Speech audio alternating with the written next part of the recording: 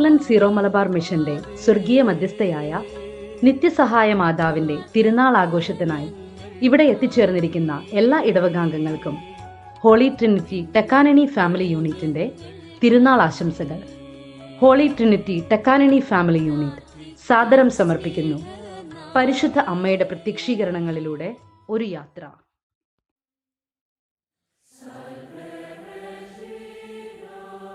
നമ്മുടെ മാതാവായ നിത്യസഹായ മാതാവ് എന്നത് ദൈവത്തിൻ്റെ മാതാവായ പരിശുദ്ധ മറിയത്തിൻ്റെ സ്നേഹപൂർണമായ ഒരു പേരാണ്.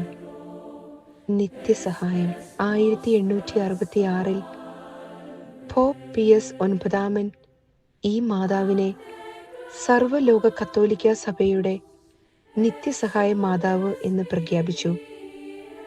അതിനുശേഷം ലോകമെമ്പാടുമുള്ള വിശ്വാസികൾ അവളെ വിശ്വാസത്തോടും പ്രാർത്ഥനയോടും കൂടി അഭ്യർത്ഥിക്കുന്നു.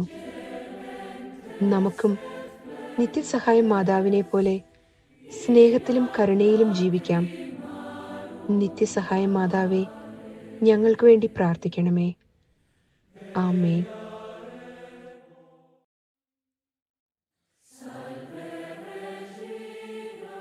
ഫ്രാൻസിലെ ലൂർദ് ഗ്രാമത്തിൽ 1858 ഫെബ്രുവരി 11 വിറക് ശേഖരിക്കാൻ കൂട്ടുകാരോടൊപ്പം പോയ 14 വയസ്സുള്ള ബർണദീത്ത എന്ന പെൺകുട്ടി അവിടെയുള്ള ഒരു ഗുഹയിൽ അതീവ പ്രഭയുള്ള ഒരു വെളിച്ചം കണ്ടു.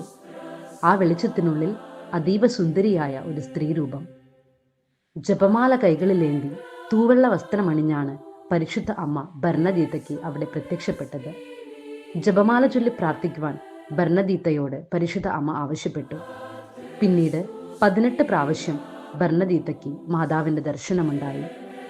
മാർച്ച് 25 മംഗളവാർത്ത തിരുനാൾ ദിനത്തിലെ ദർശനവേളയിൽ താൻ അമലോത്ഭവയാണെന്ന് പരിശുദ്ധ അമ്മ വെളിപ്പെടുത്തി. പരിശുദ്ധ അമ്മ പ്രത്യക്ഷപ്പെട്ട ആ ഗുഹയ്ക്ക് സമീപത്തു നിന്നും പൊട്ടിപ്പുറപ്പെട്ട ഒരു അരുവിയിലെ ജലം അനേകർക്ക് ഇന്നും രോഗസൗഖ്യത്തിന് കാരണമായിക്കൊണ്ടിരിക്കുന്നു. ഫെബ്രുവരി 11 തിരുസഭ ലൂർദ് മാതാവിൻ്റെ തിരുനാളായി ആചരിച്ചു പോരുന്നു.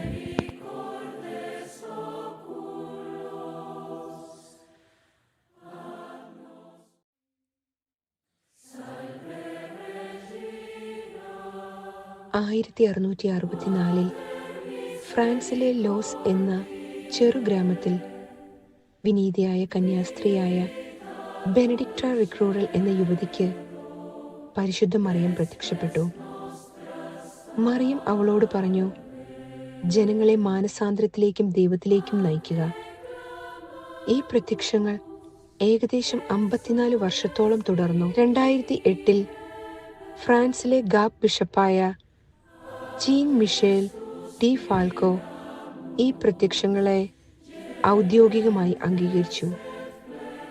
ഇന്നും ലോസ് മാതാവ് നമ്മെ അതേ സന്ദേശം നൽകുന്നു. മാനസാന്തരത്തിലൂടെ ദൈവസ്നേഹത്തിൽ വളരുക, സമാധാനവും ക്ഷമയും പകരുക.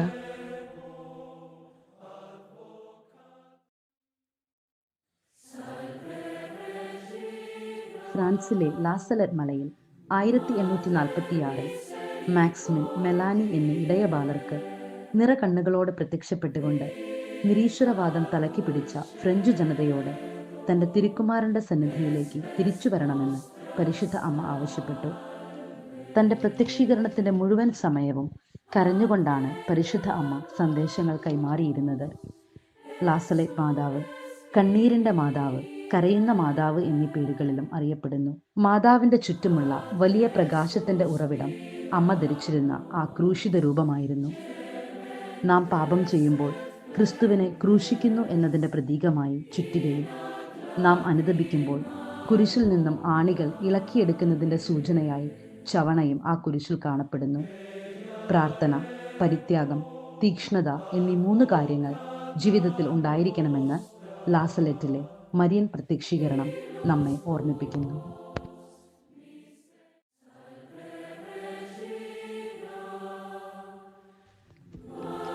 സിൽവ ഗ്രാമത്തിലെ വയലിൽ ആടുകളെ മേയ്ക്കുകയായിരുന്ന കുട്ടികൾ സമീപത്തെ പാറക്കൂട്ടിൽ നിന്നും ഒരു ശബ്ദം കേട്ടു. തിരിഞ്ഞു നോക്കിയപ്പോൾ പാറയുടെ മുകളിൽ സുന്ദരിയായ ഒരു യുവതി കുഞ്ഞിനെയും കയ്യിൽ പിടിച്ച് കരഞ്ഞു നിൽക്കുന്നു. കുട്ടികൾ കരയുന്നതിന് കാരണം അന്വേഷിച്ചെങ്കിലും ഉത്തരമൊന്നും ലഭിച്ചില്ല. കുട്ടികൾ ഈ കാര്യം മാതാപിതാക്കളോട് പറയുകയും മാതാപിതാക്കൾ കുട്ടികൾക്കൊപ്പം ആ സ്ഥലത്തെത്തുകയും ചെയ്തു. അവർക്ക് മുന്നിലും മാതാവ് പ്രത്യക്ഷപ്പെട്ടു. പിന്നീട് അമ്മ പ്രത്യക്ഷപ്പെട്ട സ്ഥലത്ത് ഒരു ചെറിയ ദേവാലയം പണിതു. 1775 ഓഗസ്റ്റ് 17 പയസ് 6 മാർപ്പാപ്പ പ്രത്യേക ഉത്തരവിലൂടെ ഈ പ്രത്യക്ഷീകരണം ആധികാരികമായി പ്രഖ്യാപിച്ചു. 1993 ജോൺ പോൾ 2 പാപ്പ ഈ ദേവാലയം സന്ദർശിച്ചപ്പോൾ പരിശുദ്ധ അമ്മയെ സമാധാനത്തിന്റെ രാജ്ഞി എന്ന് പേര് വിളിച്ചു.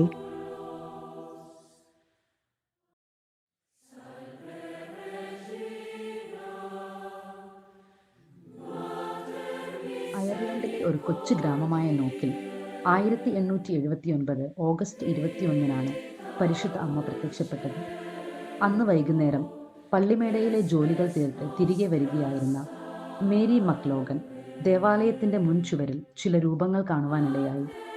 വികാരിയച്ഛൻ വരുത്തിച്ച പുതിയ രൂപങ്ങളായിരിക്കാം എന്നാണ് അവൾ ആദ്യം കരുതിയത്. അവൾ പോയി മറ്റുള്ളവരെ കൂടി കൂട്ടിക്കൊണ്ടുവന്നു. അവർ തിരിച്ചു വരുമ്പോൾ ദേവാലയത്തിന് മുൻപിൽ വലിയൊരു പ്രകാശം കാണപ്പെട്ടു. അവിടെ അവർ കണ്ടത് പരിശുദ്ധ അമ്മയെയും അമ്മയുടെ വലതുവശത്ത് വിശുദ്ധ യൗസേപ്പിതാവിനെയും ഇടതുവശത്ത് വിശുദ്ധ യോഹന്നാനെയും ഇവർക്ക് പുറകിലായി ഒരു ചെറിയ ബലിപീഠവും അതിൽ ഒരു കുഞ്ഞാടും കുരിശും. ബലിപീഠത്തിന് ചുറ്റും മാലാഖമാരും ഉണ്ടായിരുന്നു. വെളുത്ത വസ്ത്രം ധരിച്ച അമ്മയുടെ ശിരസിൽ ഒരു കിരീടവും അതിൽ ഒരു റോസാപ്പൂവും ഉണ്ടായിരുന്നു. ഏകദേശം 2 മണിക്കൂർ ഈ ദൃശ്യം തുടർന്നുകൊണ്ടിരുന്നു. 1971 സഭ ഈ പ്രത്യക്ഷീകരണം അംഗീകരിച്ചു.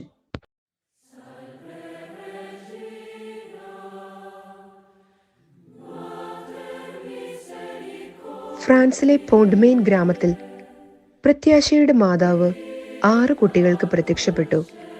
1870 കാലഘട്ടം ഫ്രഞ്ച് പേർഷ്യൻ യുദ്ധ കാലഘട്ടമായിരുന്നു. യുദ്ധത്തെ ഭയന്നാണ് ആ ഗ്രാമവാസികൾ കഴിഞ്ഞിരുന്നത്.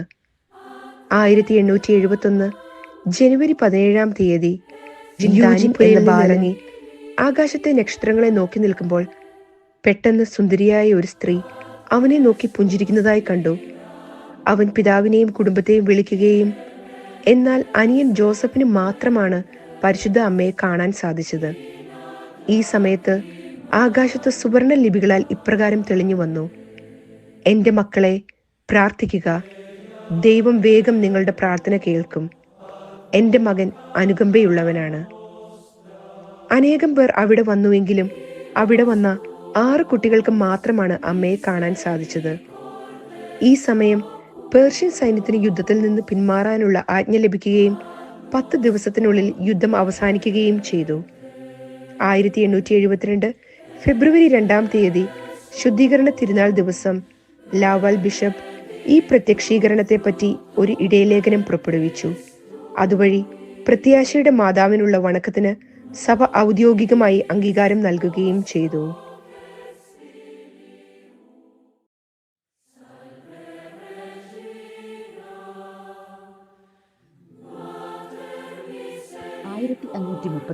ഡിസംബർ 9 മെക്സിക്കോയിലെ ഗ്വാഡാലൂപ്പയിൽ ടപ്പിയോക് മലയിൽ വെച്ച് ജുവാൻ ഡിയോഗ് എന്ന ഗോത്രവർഗക്കാരന് താൻ സ്വർഗത്തിന്റെ കന്യകയാണെന്ന് പരിചയപ്പെടുത്തിക്കൊണ്ട് പരിശുദ്ധ അമ്മ പ്രത്യക്ഷപ്പെട്ടു.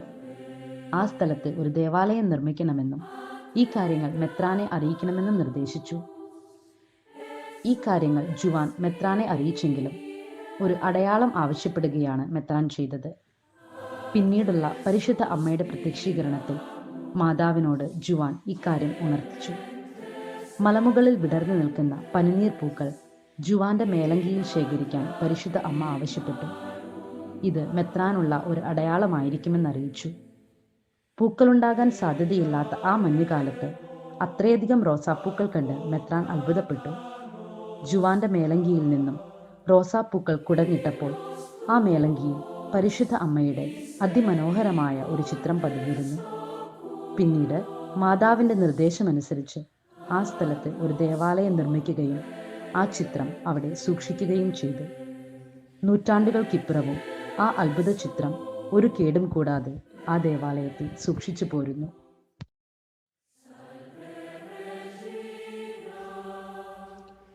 ബെൽജിയത്തിലെ ബുറാങ്ങിൽ 1932 നവംബർ 22 വൈകുന്നേരം ലൂർദ് മാതാവിന്റെ ഗ്രോട്ടോയ്ക്ക് സമീപം പ്രാർത്ഥനയിൽ മുഴുകി നിന്ന 5 കുട്ടികൾക്ക് പരിശുദ്ധ മാതാവ് പ്രത്യക്ഷപ്പെട്ടു.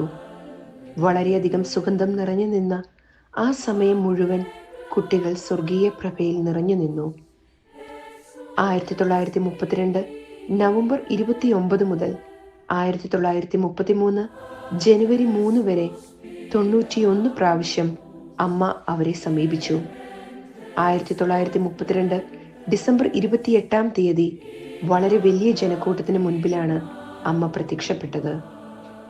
നിരവധി രോഗശാന്തികളും മാനസാന്തരങ്ങളും നിറഞ്ഞ ഗ്രാമമായി ആ കൊച്ചു ഗ്രാമത്തെ അമ്മ ഉയർത്തി.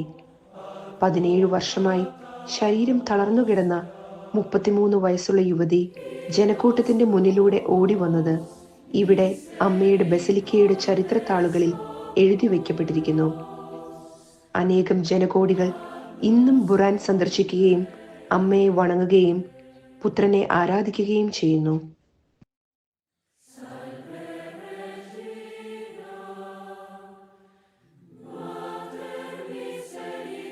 പോർച്ചുഗലിലെ ഫാത്തിമ പട്ടണത്തിനടുത്തുള്ള കൊവാദ ഐറിയ എന്ന കുന്നിൻ ചെരുവിൽ വെച്ചാണ് 1917 മെയ് 13 തീയതി പരിശുദ്ധ അമ്മ ഫ്രാൻസിസ്കോ, ജസീന്ത, ലൂസിയ എന്നീ ഇടയ ബാലർക്ക് പ്രത്യക്ഷപ്പെട്ടത്. ദിവസവും ജപമാല ചൊല്ലി പ്രാർത്ഥിക്കണമെന്നും ഒക്ടോബർ വരെ എല്ലാ മാസവും 13 തീയതി തുടർച്ചയായി അതേ സ്ഥലത്ത് പ്രത്യക്ഷപ്പെടുമെന്നും അമ്മ പറഞ്ഞു. 1930 സഭ ഫാത്തിമ ദർശനം 1984 ജോൺ പോൾ രണ്ടാമൻ മാർപ്പാപ്പ റഷ്യയെ മാതാവിന്റെ വിമല ഹൃദയത്തിന് പ്രതിഷ്ഠിച്ചു. മാനവ സമൂഹത്തിന്റെ നന്മയ്ക്കും ആത്മരക്ഷയ്ക്കും ജീവിത വിശുദ്ധീകരണത്തിനും വേണ്ടിയുള്ള പരിശുദ്ധ മാതാവിന്റെ ശക്തമായ ഇടപെടലുകളാണ് നാം ഫാത്തിമ ദർശനത്തിൽ കാണുന്നത്.